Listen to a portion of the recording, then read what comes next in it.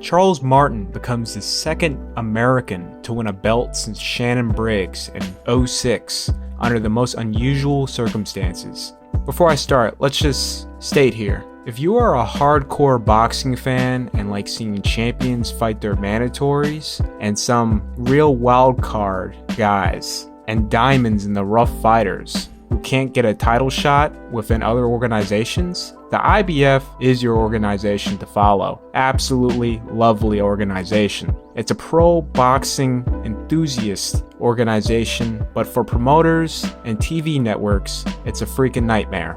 The IBF doesn't play. Oh, you don't want to fight your mandatory? Strip? Sorry family, you can't pay your way out this one. IBF has strict rules and they don't bend over for no one. People who are with the IBF and continuously make title defenses with them and do not vacate the title, which a lot of fighters do right upon winning the title. 1, they want to be great. 2, they are willing to fight anyone so they can receive title fight pay. And 3, gives them leverage for making the fights they want. So back on track. Martin becomes the IBF title holder and his mandatory is Anthony Joshua now. If he was with any other title organization, he can somehow find his way out of this fight. Since he is with the IBF, he has 2 choices: risk it and fight Joshua, or be stripped. Like I stated, Martin possibly wanted to be great or blindly went against Heyman's advice. The fight took place on April 9th, and Martin got demolished in 2 rounds. Martin only kept the title for 2 months and 24 days. He didn't even get to enjoy being champion. Before 2007, WBC, WBA, and IBF were the 3 titles to hold in boxing. The WBO was not recognized by all organizations till 2007. Asim Rahman is technically the last and final American title holder till Wilder won in 2015, and the last and final lineal heavyweight champion. Rahman was actually the interim champion, but he got promoted to be the actual WBC champion when Vitaly Klitschko retired from the sport in November '05. So he was given the title without fighting. After receiving a draw against James Toney, Rahman was making his second defense against old rival Oleg Moskaev. It took a while for Moskaev to rebound, but at the age of 39, he was able to get his first shot at the world title. For the most part, early, Rahman easily took the first 3 rounds. Then Oleg will later tie it up on the scorecards. After the 7th, it just turned into a complete struggle of offense on both sides. These guys were absolutely exhausted. I'll have to really rewatch this fight, but little 12-year-old me thought Rahman was up on the scorecards and just needed to stay up to win. Rahman gets rocked in the 12th, and he was just too exhausted to form an offense of his own and was barely able to defend himself, resulting him to be stopped in the final minute. And holy crap, he was a couple punches from being knocked out of the ring again. If Nady didn't jump in, that was about to get ugly. Though Moskaev was exhausted himself, he seemed slightly hesitant to throw an extra shot because dude was about to fall out of the ring. With Rahman losing, that turned a chapter in heavyweight boxing. All title holders are now reigning from Eastern Europe. Where have you gone, Joe Louis? A lonely boxing nation turns its eyes to you. All 4 heavyweight title belts belong to fighters born and raised in former Soviet republics. So if the heavyweight division is dying in America, it is alive and well in Eastern Europe. And if you think this is not an exciting time for the heavyweight division here, you'd feel differently if you were from Kazakhstan or Ukraine or Russia or Belarus. Then later in the mid to late 2000s and early 2010s, it was East and Western Europe that ruled the heavyweight division.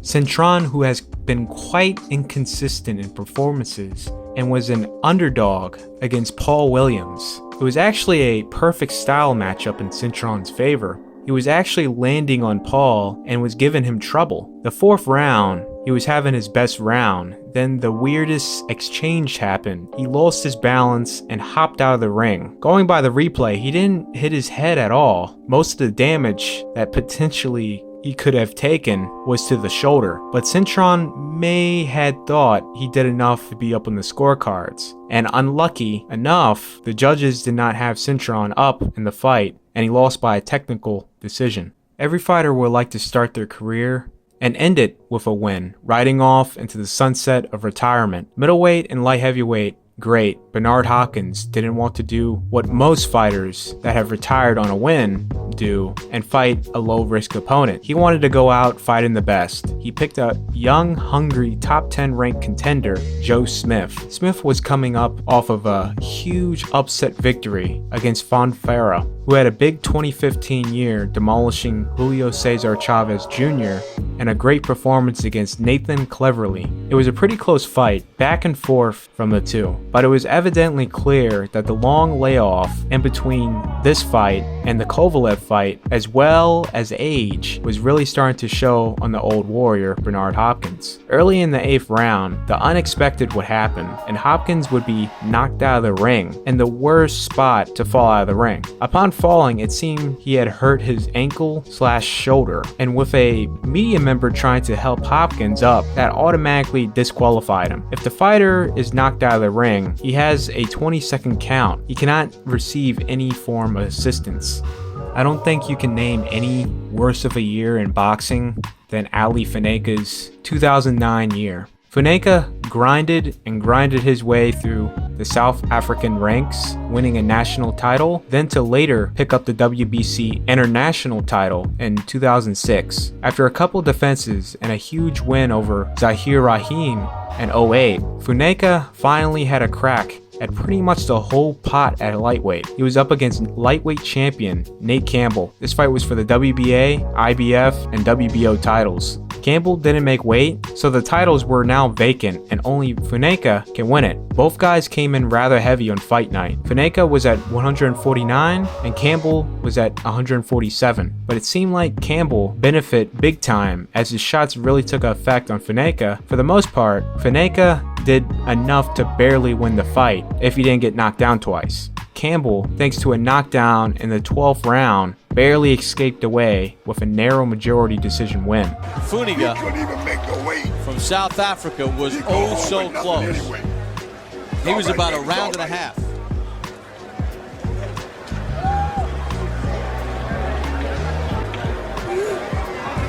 It's all right. All right, champ.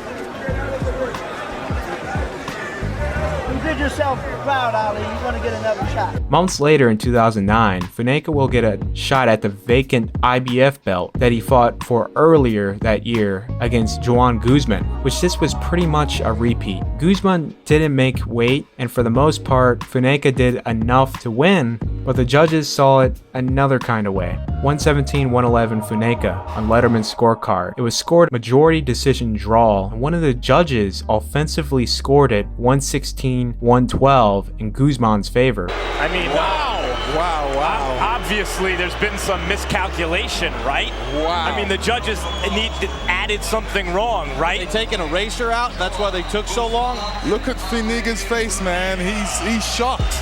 He's saying, wow. You know, this is his second time to America, and this is the same thing that happened. But there's no question in my mind that this was a bad decision. I mean, you know, what more does a guy have to do to win a fight? Gary Shaw is absolutely crazy about this. Well, Panenka would get a rematch for the title and lose this time convincingly by split decision, and that was his last legit chance of winning the world title. Gotta feel sorry for this guy. And odd enough, I noticed fighters from the continent of Africa always seem to get the short end of the stick in close fights. I mean, Corte versus Carr is a prime example here with questionable officiating. Corte gives Carr a boxing lesson. Starting to beat him up pretty good now, Jim. Yeah, Carr's having trouble defending himself now. This is the round that Trinidad stopped Carr. The 8th. Now, he did get a point deduction in the 4th, and a knockdown that should have really never been counted in the first place. Harold scored the fight 116-109 in Corte's favor, and it's good 2 of the judges saw that as well, but the first judge scored it 112-112. Holy crap, that's insane. I don't know, man, but this mystery here is a real head scratcher.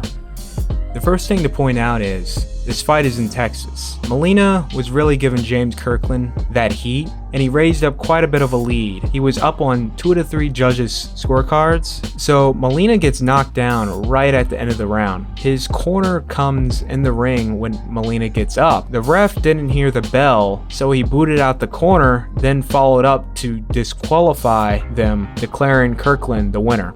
The corner entered the ring, okay? Well, this fight was in Texas, and it was on the same card as the Kirkland-Molina fight. This was an open-scored fight, so both teams are given a copy of the scorecards after round 9. This was a very close fight with Morales getting the better of Garcia. When round 9 ended, Morales' corner flips out to break the bad news to Morales that the judges scored every round but one in Danny's favor. All that work done for nothing, and Morales is in an odd position that he now needs a knockout. We're losing the damn fight. All the rounds, they gave him all the rounds. Only round one judge is giving you. All the rounds are lost. This son of a bitch, you gotta finish him. Even if you finish the fight, they can give it if you're winning. The judges are gonna give it to him. To win by the judges, you see you can win the fight, but the judges, this is here, the judges are giving it to him. Galata loses the first fight due to being disqualified for low blows.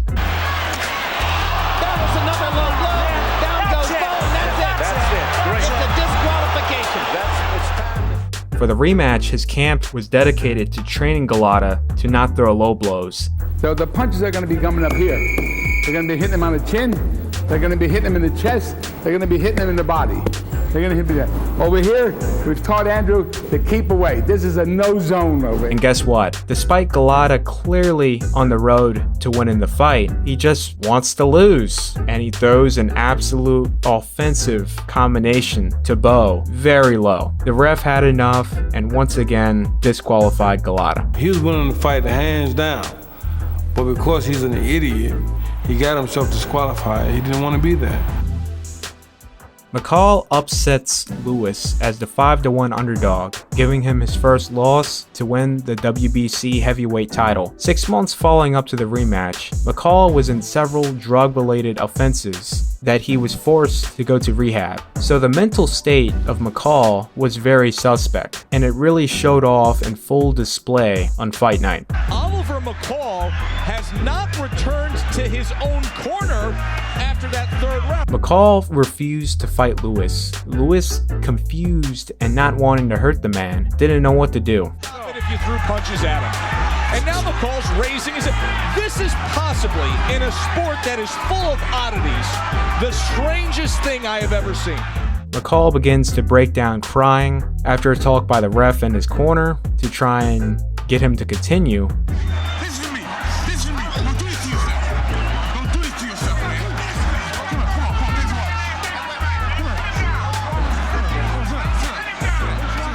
A new twist to the plot. Oliver McCall is now crying. Let's listen in. Moments after resuming the fight, Mills Lane was forced to stop the fight. And on top of that, this is the worst ways to lose in boxing. For more videos like these, be sure to like. If you're new, subscribe. Follow me on Instagram for boxing updates, news, memes, whatever. I'm Alphas Honcho, and I'm out.